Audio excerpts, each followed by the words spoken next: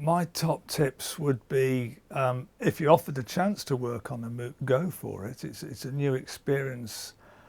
You'd be lucky if it was such a overall good experience as I had, because we were so early in the system, a lot of resource was thrown at us, and we were able to have lots of videos made and so on, which are really nice, and lots of animations.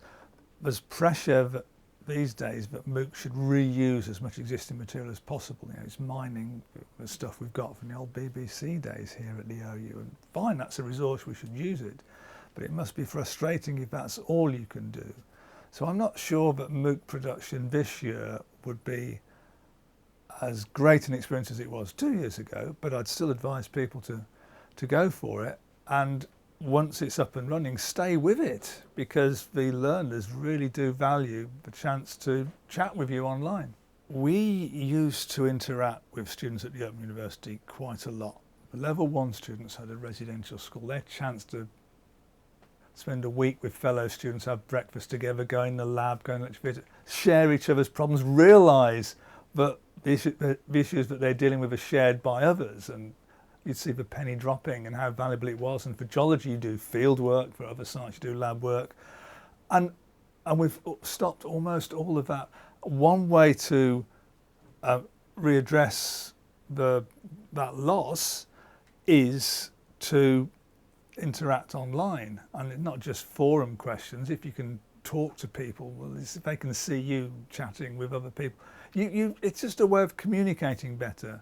It's all very well to say you can build up supportive relationships on an online forum, but if you've never met the person or never even seen them, it's not that easy to do. So we don't meet face to face very often. At least we can meet in imaginative ways over the internet these days. We did some Google Hangouts. That was a great thing, where you sit in this mocked up studio at a prearranged time, and the students can come in live, and you have some guests there, and you talk about how the course has gone in the first 3 weeks, and you show them some stuff. You show them a lump of rock from the moon, you call up a colleague from Houston and they can talk about what work they're doing, and you answer questions that have come in via Twitter and so on. And that was a great thing. We did that the first year. We weren't allowed to spend the money on doing it in the second year, so these are Google Hangouts, so they're online anyway. So we just directed the second year's MOOC students to the last year's Hangouts, which a lot of them watched, and said how valuable they found them, just watching what we'd done, intended as just to be watched live or shortly afterwards.